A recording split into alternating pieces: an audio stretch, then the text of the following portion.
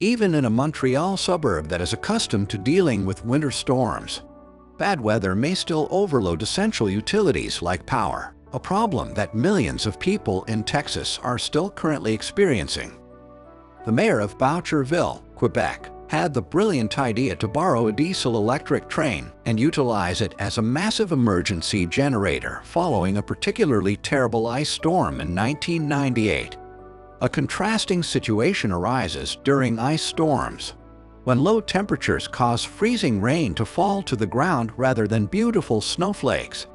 The weight of the ice, which often weighs thousands of pounds more than it should on trees, electrical wires, and towers, eventually causes them to become too heavy and cause them to collapse. That is exactly what occurred over the course of a week in January 1998 in several regions of northern Canada. Over 1.5 million people were without power in the middle of winter as a result of 3 successive ice storms that destroyed power lines and the towers that supported them.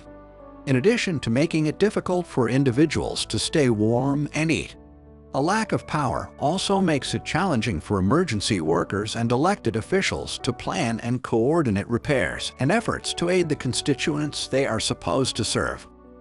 Francine Gadbois, the mayor of Boucherville, Quebec, devised a cunning plan to at least have the town's city hall and emergency warming shelters up and running in the near future, while facing down constant inquiries about when power might possibly be restored. In contrast to their steam-powered predecessors, modern locomotives use diesel fuel instead of coal or wood to power onboard generators that produce energy to run the electric motors that turn the wheels of the train.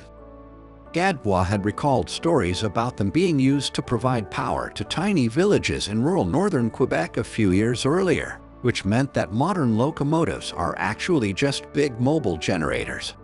The diesel locomotive, M420W 3502, arrived in Boucherville to provide some much-needed assistance after making a few calls to the Canadian National Railway. The diesel engine was taken off its rails and positioned on Boulevard Montarville using a crane.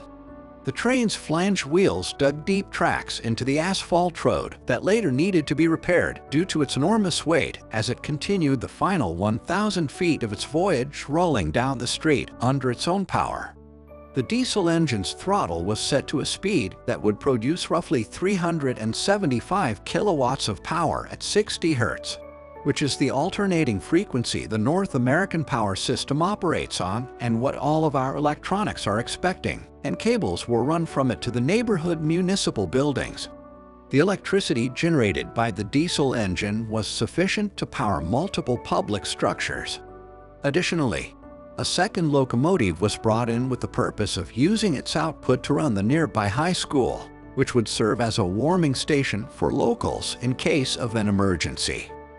However, in order for the engine to reach the shelter, it would have had to cross a bridge. It was ultimately determined that there was a very good chance that the bridge would give way under the weight of a 260,000-pound locomotive, causing yet another emergency for the city and causing the Canadian National Railway to make some worried phone calls. As a result, it was left parked on Boulevard Montarville down the block as a backup plan.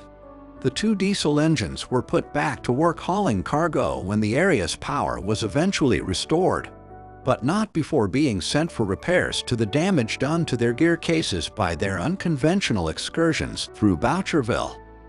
A diesel locomotive can cost well north of $2 million, so keeping one sitting idle just in case is a tough sell, especially when you're borrowing someone else's.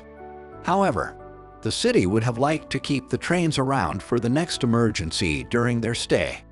The locomotives also became quite a tourist draw, with locals stopping by to have their pictures taken with the trains parked on the street.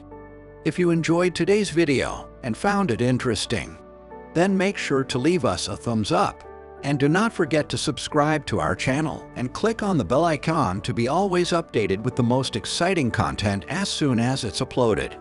Thanks for watching. See you again soon in another video.